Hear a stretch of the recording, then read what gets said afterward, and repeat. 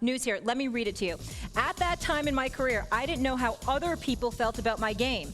And I knew that I was pretty damn good, and I knew I worked extremely hard, but I needed that validation from my peers and teams and GMs, people that are really into the game, to really help me feel good about myself and help me feel confident and let me know that what I was doing was working. Stephen A., KD illuminating us here that he needed outside validation, and that's why he made the move to join Golden State. What does this say about Kevin Durant? It says that he was a bit clueless. Kevin Durant, from what I remember, has always been recognized as one of the great players in the NBA. Kevin Durant was a superstar before he arrived in Golden State.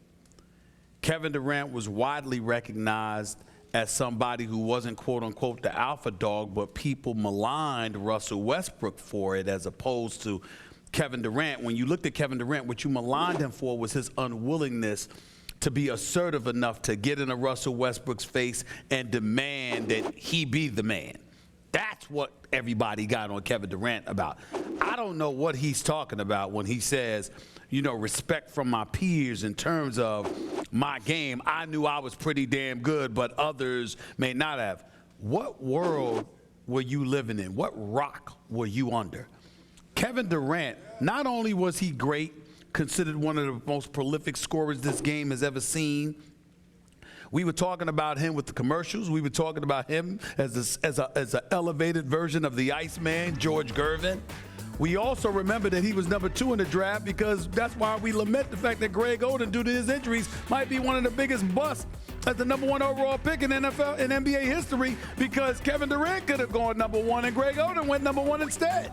And so when we look at it from that perspective, I'm looking at him and I'm like, well, what the hell are you talking about? Well, he didn't have a ring, and remember, LeBron always owned him. So LeBron definitely got the better of him.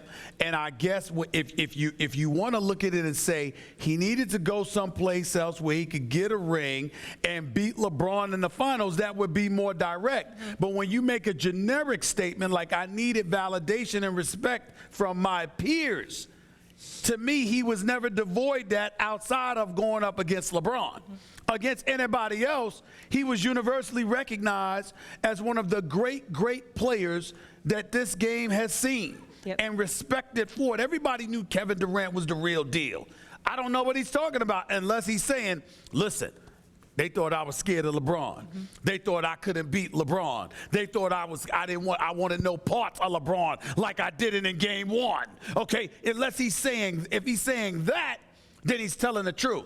But if he's just talking about anybody else and, you know, just being recognized as a great talent that he is, he's living under a rock. Everybody always knew Kevin Durant was great.